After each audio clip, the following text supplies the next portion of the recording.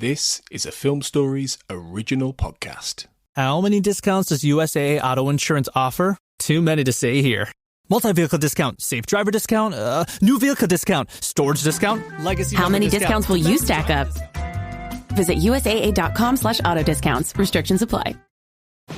Acura dares to drive beyond standard. A torque vectoring super handling all-wheel drive system, standard in the Acura RDX. Panoramic moonroof and premium 3-row seating, standard in the Acura MDX. Sound that surrounds you, an 18-speaker Bang & Olufsen premium sound system comes standard in the all-electric ZDX, the Acura RDX, ZDX, and MDX, where precision meets craftsmanship. Visit Acura.com to learn more.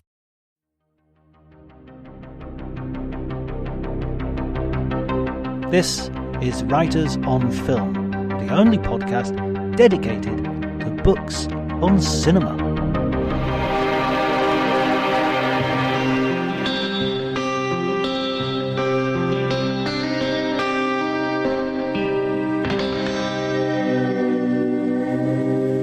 Hello everybody and welcome to Writers on Film. My name is John Bleasdale. I'm a writer and film critic, and today I'm delighted to be joined by Laurence Boyce, who is a programmer, a writer, a festival goer extraordinaire. He's previously been my guest on the John Bleasdale Book Club, the James Bond Book Club podcast, which looks at Ian Fleming's original novels from the 007 series. And so if you want to listen to that episode, it was the episode on Octopussy, actually the last episode of that series, you can do so where all good podcasts are found. So thank you, Laurence, for joining me. It's an absolute pleasure. Always good to speak to you, and look forward to talking about this year's Karlovy. Karlovy is one of the reasons that I have been a little bit behind on putting episodes of Writers on Film online, because I've been going to several festivals. I've been to Taormina, Karlovy, Rimini, and Bologna's Cinema Ritrovato Festival. So this is an opportunity for us to do a wrap of Karlovy and to talk a little bit about the festival vibe as well. Karlovy takes place in the Czech Republic, about an hour and a half away from Prague, although as somebody once told me, everywhere is an hour and a half from Prague in the Czech Republic, so not much news there. But it is, am I right in saying for you as well, Laurence, it's a kind of unique festival? I think it's a very unique festival. What it has, it's one of whatever it means. It's an A-list film festival. You know, it has that status within the film festival world. And often A-list film festivals can mean insanity, for want of a better word. Cannes, Berlin, all those kind of festivals engender, especially for those who are in the industry and working with film, a certain amount of running around, a certain amount of exhaustion, very first world problems, but still those who work within the industry do find that. Karlovy is a very busy festival. It's a very important festival for the industry, and there are lots of things going on, but more so than many festivals of its kind, you still, I think, feel room to breathe. I think there's a chance to really take stock amongst some of the insanity, and you still manage to calm slightly. And I think it's partly because many festivals in the industry and the audience are divided.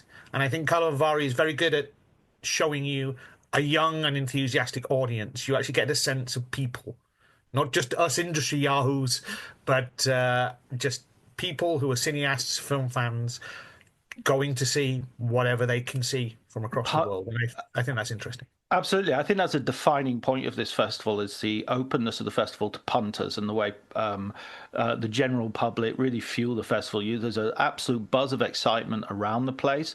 The center of the festival is a thermal hotel, which is a towering modern structure in what is otherwise a sort of historic bath town. There's fountains everywhere which dispense sulfuric water for anybody wishing to risk their neck. A little bit like anal sex. I've heard it's good, but I have no intention of actually trying it. But You're such a loss to the Karlovy tourist board, but please do. Put that on the poster. Yeah, exactly.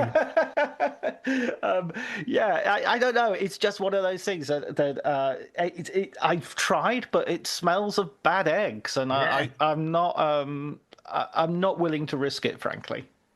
And of course, as I'm you talking alluded, about the water now. of course, indeed, indeed. And of course, as we alluded to, we both have a love of James Bond as well. And at one end of Karlovy is the legendary Grand Hotel Pub, in which screenings and the occasional party take place. And those in the know that in the 2006 Daniel Craig Casino Royale, it was actually served as the exteriors for said titular casino. So for Bond fans, there's always a fun little pilgrimage to that place to at least see the outside of Casino Royale. Yeah, I mean, other from another end of the spectrum, Queen Latifah made a film set there as well. I forget the name now, but it's got holiday in the title. It's sort of Last Holiday or something like that. And Okay, that one did pass by me. that passed by you, okay. And Yeah. also, it served as inspiration for Wes Anderson, I believe, with his Grand Budapest Hotel.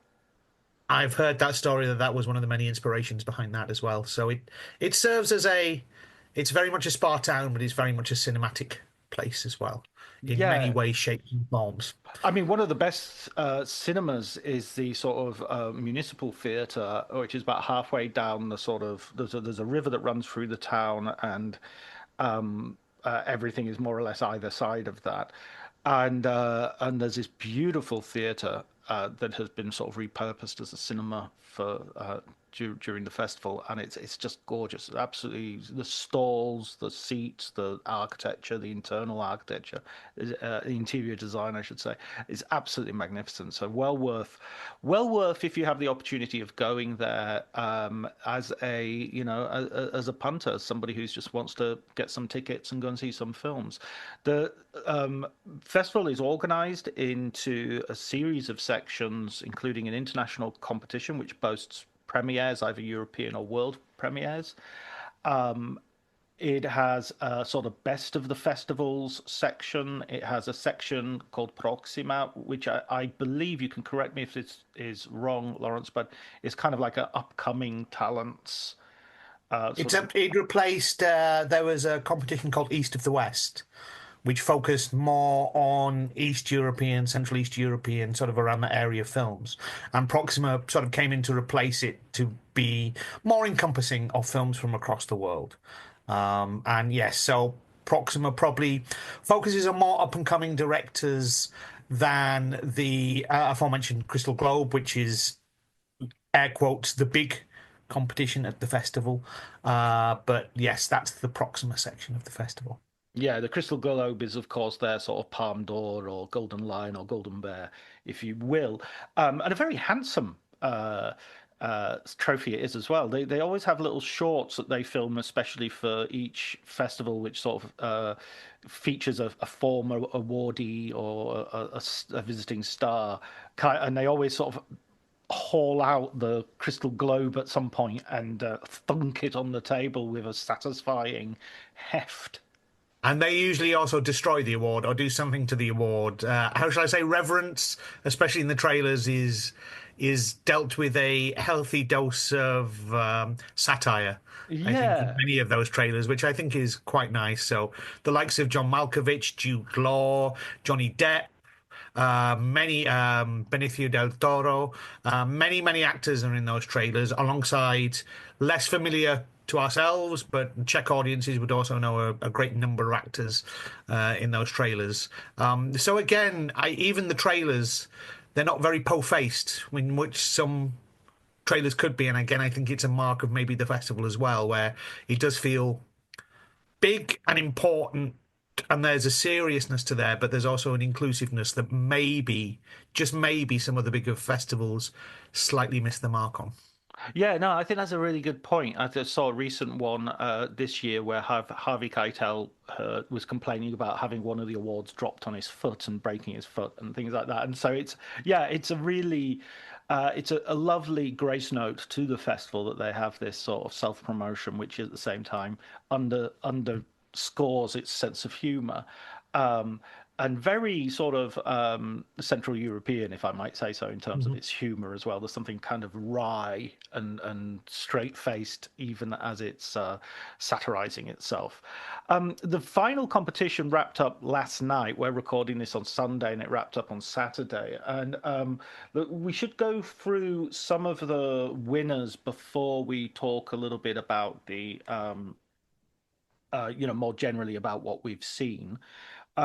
So the winner of the big prize, the Crystal Globe, was a Czech-Slovak documentary called Better Go Mad in the Wild, directed by Miro Aramo. And this is a film which I saw last night, actually. As soon as I saw it had been awarded, I went on the online platform that they provide for journalists and saw that it was only 73 minutes long and decided, okay, I'm gonna watch this for this conversation. And I was delighted in the film. I thought it was, I think it was a film that some of our friends who are on the sort of WhatsApp or the Facebook groups as journalists hadn't seen this film or even heard about it. Sorry, my village bells are beginning to toll, so I'll just close the window. And they'll just be a nice ambient sound to them. It's a documentary, as I said, of two brothers who are very eccentric. They're twin brothers, identical twin brothers, and they live on a farm where they keep chickens and cows and whatnot. And they both have sort of very long beards, white beards, and they drink quite a lot and smoke quite a lot. And they sort of are very theatrical and tell stories and poetry and a very game, shall we say, for silliness and teasing each other, and it's just a bizarre sort of document of a relationship. There's a political angle as well because the two brothers were very anti-communist and were part of an underground movement which published pamphlets against the regime and were actually awarded by the were granted civic honors when they later in their lives in recognition of this work. So it's funny because it actually links to what we were just saying about the festival itself, in that it uses this humor, which seems to undercut while at the same time actually supporting the thing that it's valorizing. So, for instance, it will have talking cows in the narrating part of the story. We live on the farm as well, and that sort of thing. And it's just very, very entertaining. And at 73 minutes, it doesn't outstay its welcome. You're quite happy to. And also, there's sort of grace notes of how. About age and mortality. These are men at the end of their lives, and they are thinking about. One of them says at one point, I don't think I'll ever fall in love again unless it's in a dream." And it's a kind of. I thought that's a stunning revelation. Really, that's sort of you don't hear that sort. That's sort of a nice, interesting, and original thought that the film allows you to ponder without ever becoming morbid or morose. I think it's, I haven't seen the film yet, and I do think it maybe is quite interesting because I think it's fair to say that it is a surprise winner. It took a lot of people by surprise. Anytime you're at a festival, there is certain buzz, there is certain talk about certain films, and that one hasn't really been talked about, especially because some of the films, not just at Karlovy, but often, for want of a better word, local films to that area. It's not that they're not necessarily strong, but there are sometimes films that come from the local area of a festival, such as the Czech films here, that speak to that local audience that sometimes are quite good, but you also know it won't travel. And so sometimes when you see there's a Czech film or whatever, there's a couple that get a buzz, but there's a couple that sort of are not talked about very much. Now, it'll be interesting to see what happens with this film. Now it has the Crystal Globe behind it. It's the first film since 2017's Little Crusader that won the Crystal Globe for the Czech Republic. It'll be an interesting one to see As you pointed out, it's a short documentary, which also perhaps reflects that this year has also been, ironically, I think, a year of the long film as well, but we can get into that a little bit later. So I'm intrigued myself to see it, and we'll see how and if international audiences go for it, because I do think it's snuck up on people a little while, so hopefully the notoriety of the Crystal Globe will get a few more eyes on it. Yeah, I agree with you. I think this extends beyond Karlovy in terms of like French films at Cannes, Italian films at Venice, German films at Berlin. Well, I haven't been to Berlin, but I assume it's probably the case. Aren't necessarily the strongest films in those respective countries, because if you're a strong film, Italian film, you dream of going to Cannes more than Venice, perhaps. And if you're a strong, French film, maybe you dream of going to Venice more than Cannes. Um, it feels like films are given the home advantage, shall we say, in the selection process. There are going to be more slots for French and Italian films than maybe for films from other parts of the world in those respective competitions. I'm not sure if that's entirely accurate, but it's certainly how it seems when you're at those festivals. I mean, of course, this year there were plenty of, there was a couple outside of competition. Slovak film Promise I'll Be Fine, which is again an up-and-coming director, Katerina Gramatova. We had Caravan, and again, you'll have to correct me with the Caravan. I believe that was first on at Cannes. But that was a big success for the Czech Republic only a few months ago, again showing here in a special screening. So obviously they were showing those films off, but as other festivals had them, the competition was out for them. And then again, within the main programs within Proxima and within the Crystal Globe, there are always a few films. Well, let's talk and again, some of them. Let's maybe that'd be a good segue to talk about one of the strongest films I saw at the festival, and in fact, it was one of the films that I think was in the front running for the Crystal Globe. It did pick up a prize or two, which is Broken Voices. Did you get the opportunity of seeing this? I did see Broken Voices. I thought it was very strong.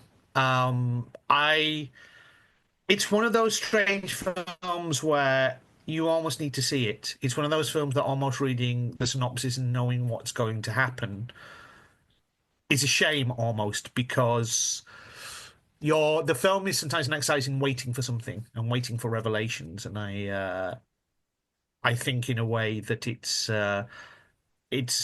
almost impossible to do so now, but it works on this level of.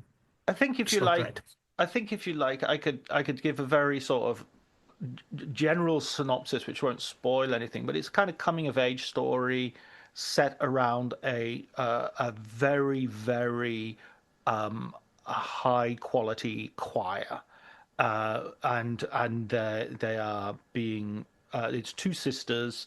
And it's told very much from the point of view of the younger sister. Her sister is in the team, the A team, as they call it, and there is this charismatic sort of choir leader who is also, to some extent, has the destiny of these girls in his hands, because he's teaching them, he's leading them, but he's also choosing who gets to go to America on a tour that everybody wants to go to. And as you say, I think things develop, which it's better if you see the film and discover them with the story.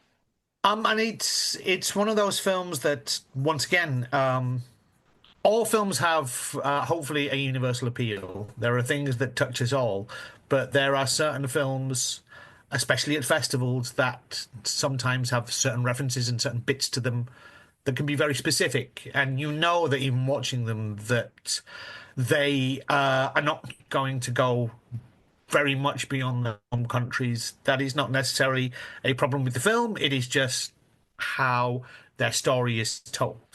And I think Broken Voices is one of those titles that could be very much a breakout title for everybody who's listening. There's a good chance it's at least going to come to festivals across the world.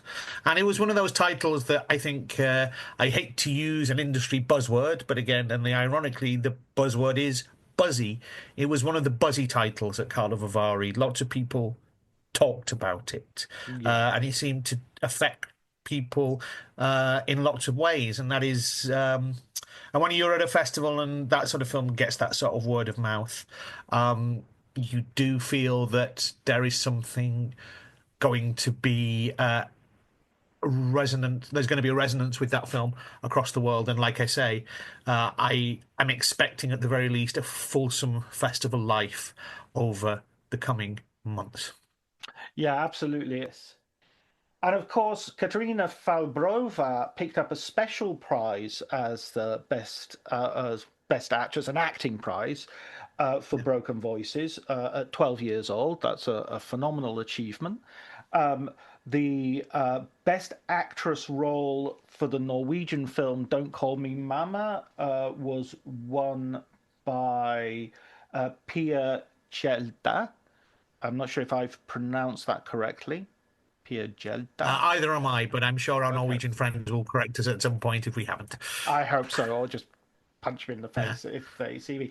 The male actor Alex Brendemühl picked up the Best Actor prize for When a River Becomes a Sea, the Spanish film, which at 3 hours was it was a difficult choice because this, again, going back to first world problems, the seats in the press screenings leave a lot to be I can't complete that phrase. A lot to be desired. Desired. There you go. A lot to be desired. Well, not for the last time. John Bleasdale is lost for words. Yeah, they're hard on your bum. Basically, I think is the phrase that we're looking for. We're always coming back to it. Yes, I mean it's a festival where no, it's not a festival. I will retract that because it's not the festival's fault, not even fault per se. But it just so happens that it seems to be that people are going back to making longer films again. In competition, there are plenty of films. The film you just mentioned is 3 hours long. The Visitor, 2 hours and 10 minutes. Cinema Jazeera, the same. Even the archive screenings. You know, we went from Barry Lyndon at 3 hours to the absolute classic Showa at 9 hours. It seemed to be a festival where many of the films were extremely long. This is not bad per se. I've always said any film justifies its running time. A 4-minute film and it's not very good can feel like 5 hours. A 5-hour film that is wonderful goes by in a minute. I was there at Barry Lyndon and it may be 3 hours 10 minutes, but it did not feel like that in any way, shape, or form. Yeah, I think Barry Lyndon is one of the shortest long films I've ever seen. It's sort of exactly. Now, this is not again necessarily a critique of the competition there this year. I think most of the films justified their running time, but I'm more of an interest in seeing how.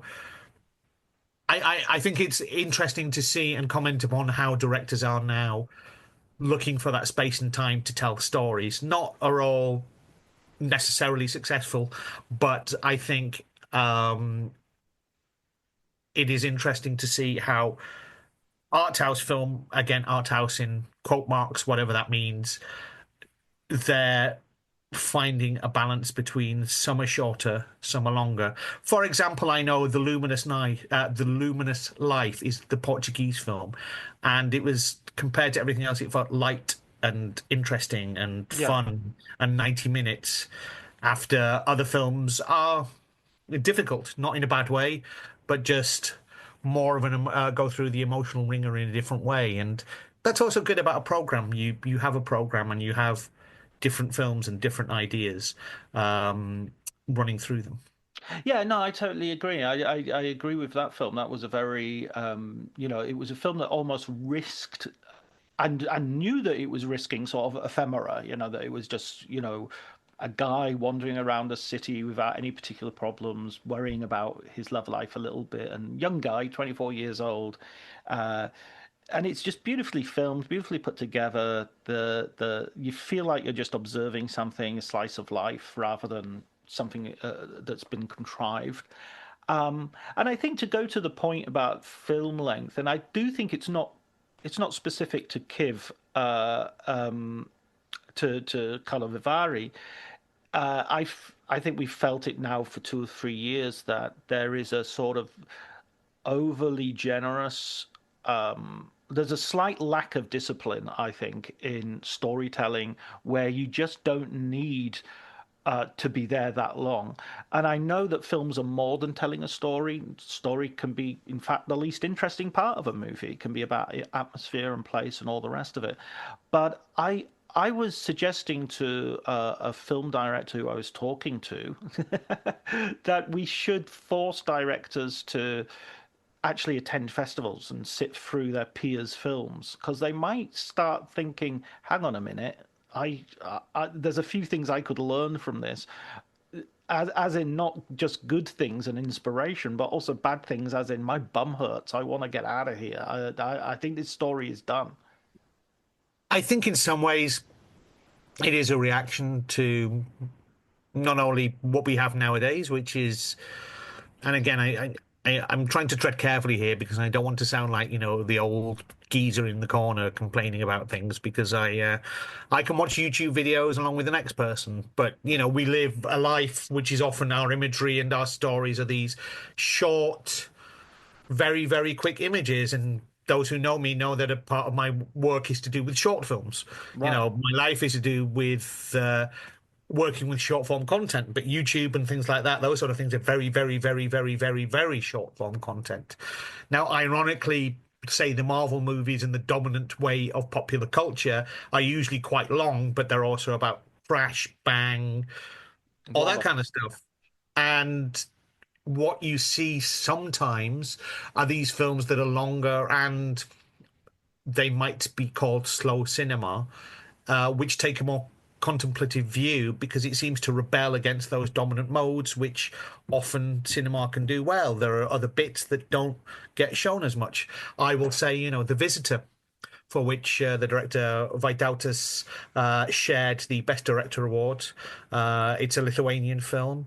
I've known the director's short films in the past, and this is his debut feature, and I've been eagerly anticipating it. I thought it was a very, very good film. It's about the main character, Danielis, who has a child. He's living in Norway, and he goes home to sell his father's flat. His father's obviously passed away. And it's basically him. It's just basically him living in this place, trying to reconnect with old friends and finding that it's not the same as it was when he was younger. He is a different person, and he wanders around the city, and that's the film. For all intents and purposes.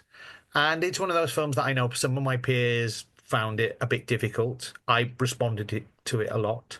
But it is very different to some of the films that you can see in mainstream. And, it's one of those films that you say very much, I think it's very good. I think it's going to do very well. I don't think it's going to be knocking the next Avengers movie off the top of the box office chart, but it will probably have a good and healthy festival life. And I think it's for me, it spoke to me.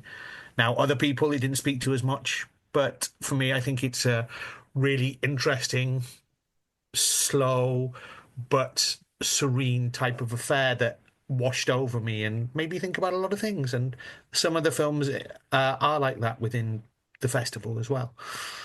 What sort of life do you think a film like The Visitor would have in Lithuania?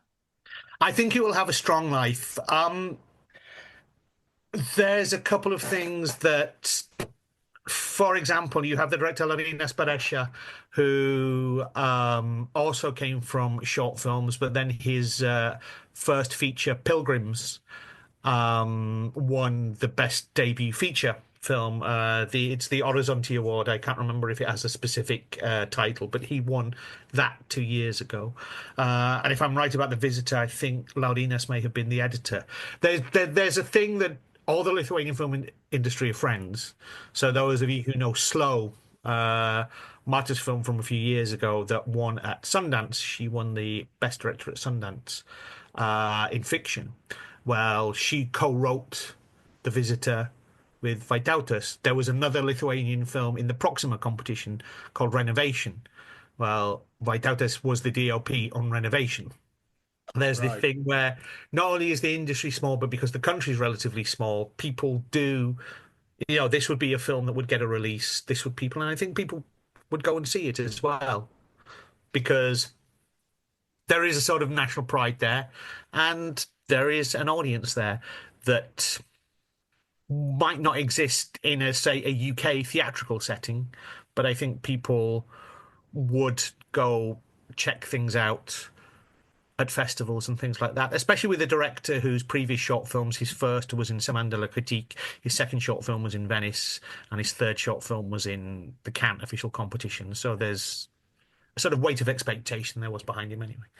And the composition of the audience in Lithuania. I'm sorry, I'm casting you as our Baltic expert here because you live in Tallinn in East Estonia, and I know those countries are very different, but all the same. So the audiences in Lithuania who go and see The Visitor, would they be cinephiles? Would it be a popular audience? I think it would be mostly cinephiles, but it's also things are very different in terms of what you might class as a popular film because of the populations of the country. There's very small comparatively. If this was in Estonia and you said Britain, well, a film is done mildly all right if 1 million people go and see it or something like that. Well, that's the entire population of Estonia. That's not going to happen. Gotcha. It's what counts as a popular film and how many people go see that film might seem vanishingly small compared to some international box offices. But relative to those countries and their populations.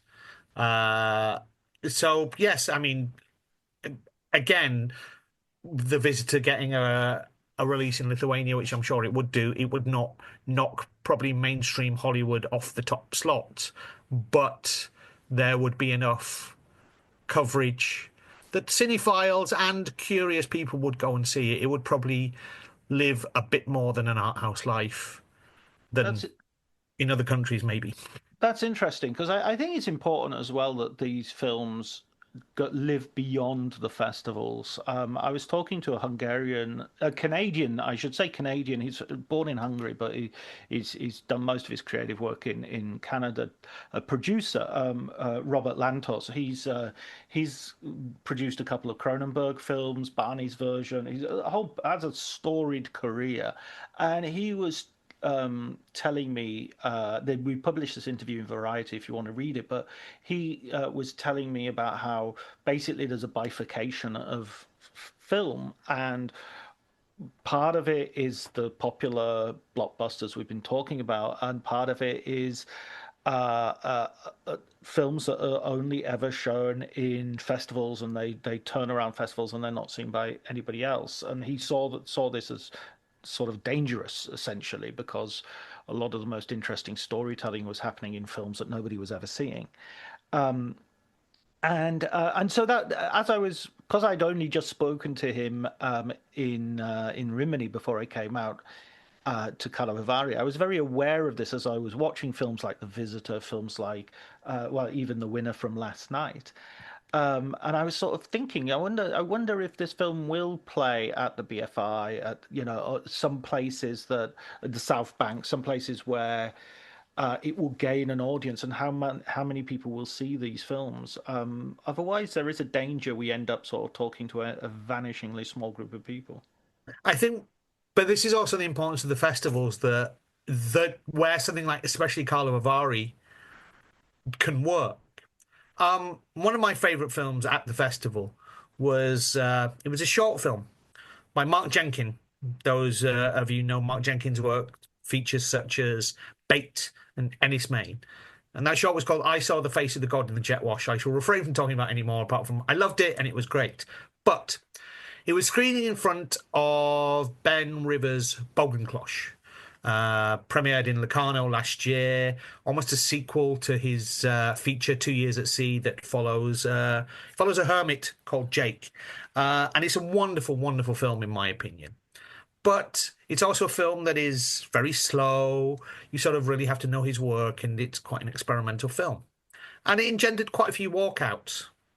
Now, in the past, I would be maybe the kind of person going, "Oh, you Philistines, how dare you? How dare you walk out? You know, this is an amazing piece of work." But then I realised that, especially a place like Karlovy, this is why they exist.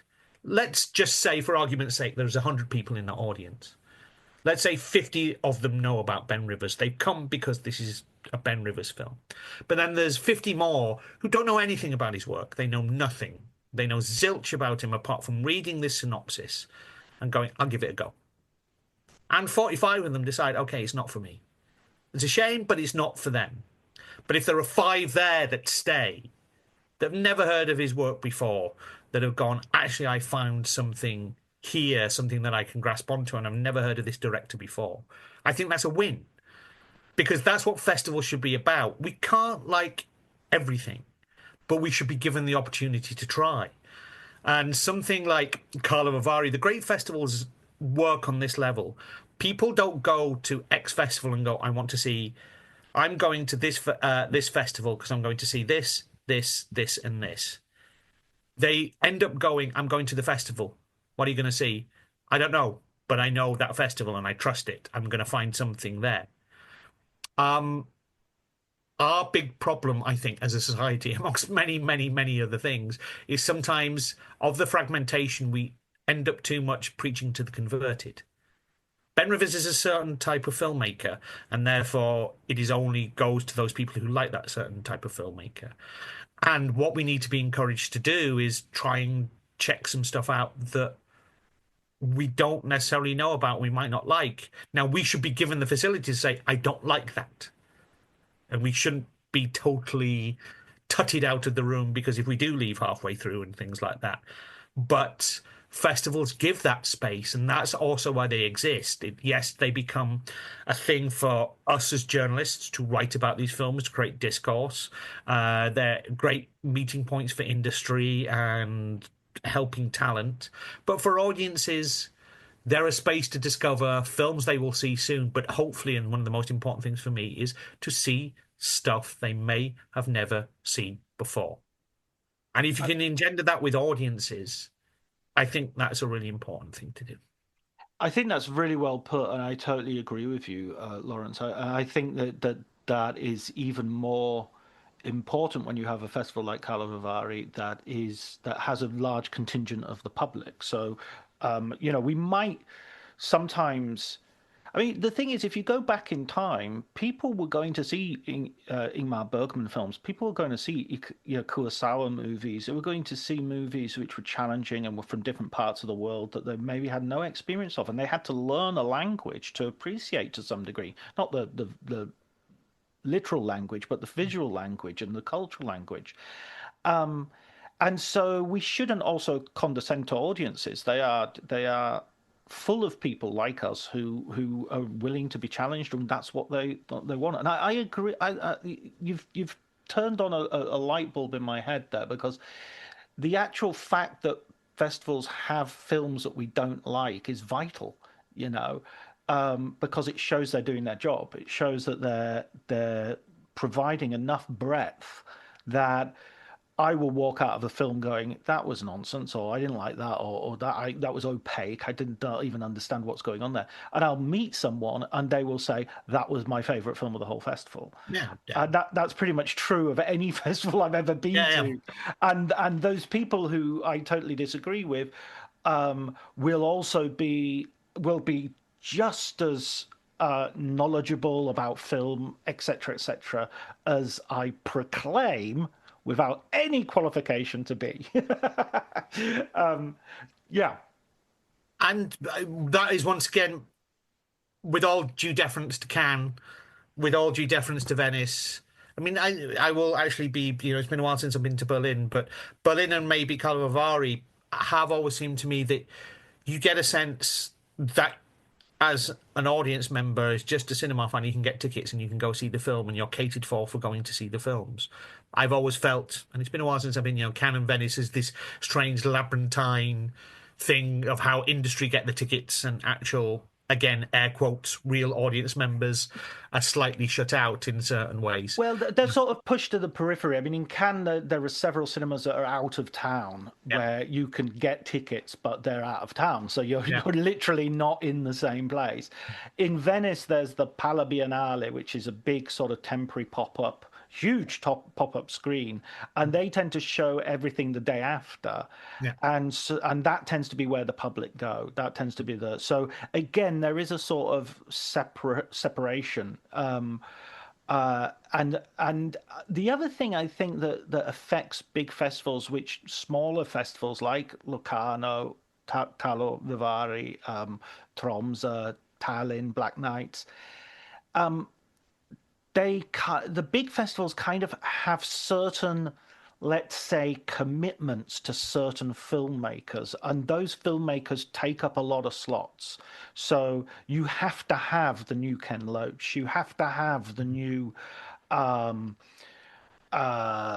Thomas Wittenberg, or the new Claire Denis, or the new whoever. You have to. Those are the filmmakers. The Dardenne brothers are not allowed. You're not allowed to say no to them. You've got to have them, and so that leaves a lot fewer slots for film for taking risks, and that's also why often you'll find some of the most exciting new cinema in the sidebars. And I always think the Cannes, for instance, in Cannes, they always have this sort of reel at the very beginning that they show the intro to every festival, where they have sort of stills from films that have previously shown at Cannes, and you're sitting watching and going, how are these films not in the main competition? Exactly. It's like Whiplash, Florida Project, The Indian Runner, Aki Kaurismäki films, Takeshi Kitano films, and you're just thinking, how the hell did this not get into the main competition at Cannes? And the reason was, well, because all these filmmakers were either first-time filmmakers or young filmmakers, or they weren't among those names who are guaranteed berths. I mean, there's always, it's always a journey of discovery, and there's always not as an irony that many of the films that we see, I mean, not just at Karlovy, but many festivals, will be at that festival and then we'll never hear of them again. Cannes has a bigger success rate, but that's because it's Cannes, and therefore they have more of a pick. I'm just, ironically, just talking about Ken Loach, I didn't realize that a former Crystal Globe winner way back in 1970 was actually Kes. So Kes is actually a former Crystal Globe winner of Karlovy way back in the mists of time. Yes, but back before the fall of the Soviet Union. Yeah, yeah. But there's always going to be some films that, once again, I mean, the Crystal Globe winner this year has caught people by surprise. So we will once again. I saw it at the time. Little Crusader was a very delicate and wonderful piece of work, but this was a film that won the Crystal Globe in 2017. But it didn't do anything, and I'm sure I'm, outside of the Czech Republic, one of the only few people who remember that film. Again, I'm not saying it didn't deserve the Crystal Globe. I'm not saying it didn't deserve to be shown at the festival. But sometimes things do not go all over the place, do not go all over the world. But then we who work in the industry, and strangely those audiences who come to check out the festivals, have this important memories of films screened and places been. True. And also, I think something that's changed over the last 3 or 4 years has been the appearance of Mubi, which who are now coming into festivals and sort of hoovering up sort of quality movies, which previously, you're right, would have, they'll have a spin on the festival circuit and then kind of disappear. They're kind of having a spin on the film that now the trajectory seems to be have a spin on the film festival circuit and then go to Mubi. And by going to Mubi, you get a lot of eyes on your film. Yep. And essentially many more than, there is a lifespan to a movie. Movies don't, they might last forever and then wait and to be rediscovered. A lot slip through the gaps, Hopefully, I mean, this is another part of the film festival that I really enjoyed was the retrospective section, which is increasingly, I think it's a sign of age, I'm drawn to at more and more film festivals. Whereas I used to think they were a waste of time. I used to think, why am I watching old films at a festival to promote new films, which was my stupid sort of take on it. And nowadays, I look forward to seeing what Cannes and Venice are proposing. And Locarno, the retrospective, has for many people been a highlight for many, many years. Yeah. And at Karlovy, they were showing, as you mentioned, Barry Lyndon, which you saw. I saw it at Cannes, was my best film experience of the year so far, I think. And I saw several John Garfield films, an actor who needs to be rediscovered. He was at the height of his fame when he died, where he was just beginning a terrible decline, mostly as a result of witch hunting, because he had this terrible view that people should have some level of social justice in their lives, exacerbated by paranoia and alcoholism. Paranoia totally justified, by the way. But I watched The Breaking Point and Body and Soul, which were both marvelous films and talk about economy and talk about, absolutely on a craft level, hitting it out of the park. Body and Soul, if you haven't seen it, audience, I recommend it instantly. You will rewatch Raging Bull afterwards with new eyes. And for that matter, every boxing movie, Fat City, every boxing movie that's been made since, because Body and Soul is pretty much where they started. And also Gloria by John Cassavetes, who is a film I've seen before, but seeing it on the big screen, the biggest screen in Karlovy, was an absolute revelation. And seeing it with an audience as well. I remember talking to you about Barry Lyndon before you went to see it, Laurence, and saying how when you watch it with an audience, you realize how much funnier the film is, because everybody is roaring at lines that you didn't even think were funny. But now you see them in that context, you realize, of course they are. I think it's there is sometimes this unfairness which comes out of, oh yes, I went to see, I was at X Festival and I saw their classic strands, and of course all the classics were so much better than the modern rubbish in competition, which I always clap back and go slightly, yes, but they, the thing about a classic strand, it's classics. They are showing things that are already established. Some of them might have lost things with time and not as well known, but usually they are still established and very well known films that are going to be good. The point of a competition of modern films is something you are mixing it up and you are taking chances. It's always unfair to compare the two, but I do think there is the very basic level, as we've mentioned, to see a film on the big screen somewhere like the Grand Hall at Karlovy is an amazing experience. Something like Barry Lyndon. We understand the world has changed. Everybody can get their nice Criterion edition and their nice, projector and try and show it in the best way that they can at home. And that's wonderful and great for everybody. But as I say, there in the Grand Hall with 1,000 other people, the atmosphere and the feeling changes. And how excited were people to see it as well? That exactly. Thing of like, some people are there, have never seen it. Other people are there, have seen it 100 times. But again, we have this assumption with us, when I say us, we do work in the industry. A lot of us do know our cinema. You make that assumption that everybody you meet, what do you mean you haven't seen Barry Lyndon? There's almost this assumption, but no, it's not true. Some people haven't seen every film ever made under the history of cinema. This is also a journey of discovery for people, even in that way. There were plenty of people in that cinema seeing it for the first time. And that's why things like that. I envy them. I want to go to the eternal sunshine of the spotless mind people and have my memory wiped so that I can see it for the first time. And indeed, let's face it, at a couple of films in the past, you just want your memory wiped and then be told not to go see that film. Not restored. Yeah. Excellent. Just tell me not to go, thank you, and we'll just leave it there. Well, before we leave it there, Laurence, I wanted to talk about a part of the festival that we both attended, which was a get-together for a colleague that we lost. It's someone who I don't have any memory of meeting personally, although it's not beyond the realms of possibility that I didn't stop and chat at some point or had some interaction with. I'm pretty sure you did in the past. I think you did interact with him on a couple of occasions. Okay, brilliant. Well, but you know him better than I do, so I'll let you take over from here.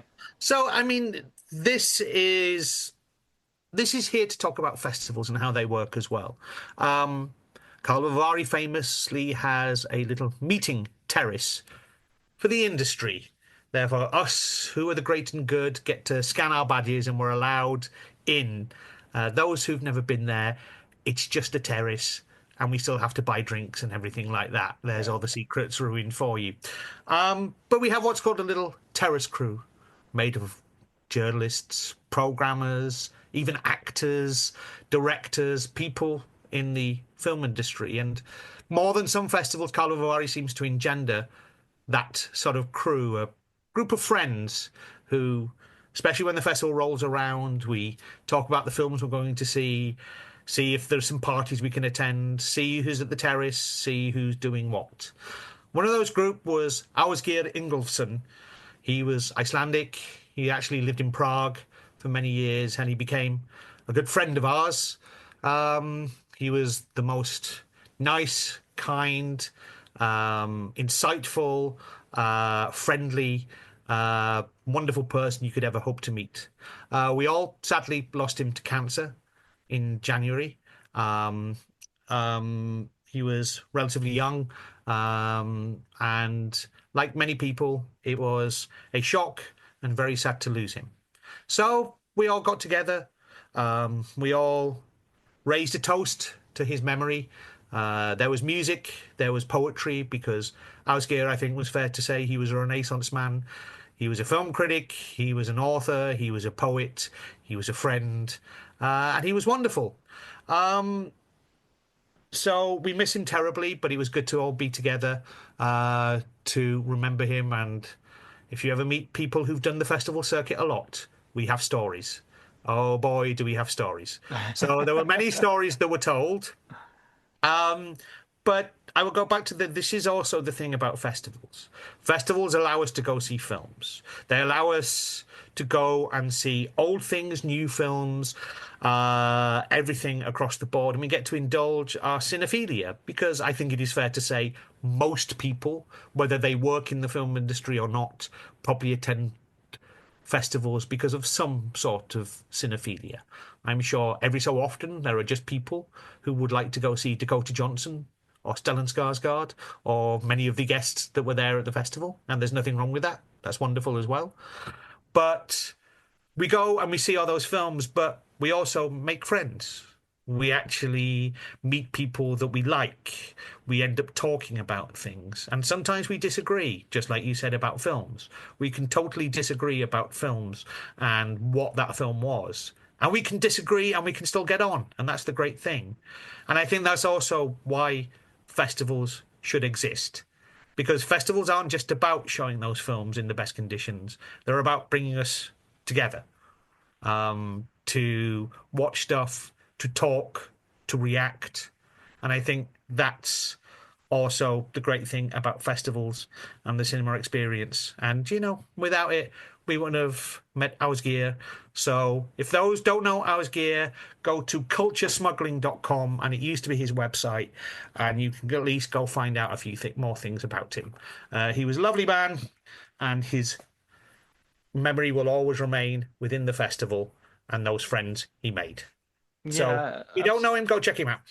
Absolutely, I'll put the website on the show notes as well, so you can click on that and go and discover his work and discover who the man was and is, as he remains amongst his friends. And I totally agree that this is it's a community, it's a working environment, of course, but it's a community that sometimes has the closeness, with all the contradictions that the word implies, of a family. You can argue and you can cross swords and you can ultimately, hopefully, in the end, hug and make up, and there's a lot of joy and there's a lot of jokes and there's a lot of private jokes. And I've been doing festivals now for I think it's probably over 15 years, 15, 16 years. And it's some of my best friends are people I've met. So certainly friends that I've met recently, because it's not like you get to your 40s and 50s and you're still making new friends. But the ones that I'm making via film festivals, which is amazing.